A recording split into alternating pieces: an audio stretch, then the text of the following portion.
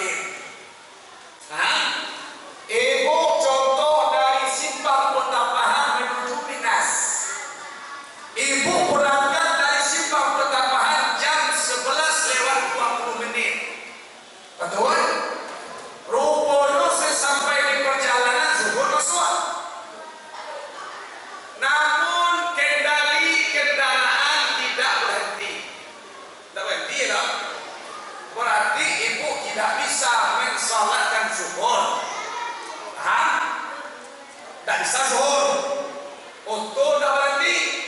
Kata Imam Syafi'i dan ulama Syafi'iyah, di dalam mobil atau kendaraan yang tidak berhenti, tak bisa dia berhenti di waktu zuhur, dan ibu juga yakin dia tak berhenti di waktu zuhur.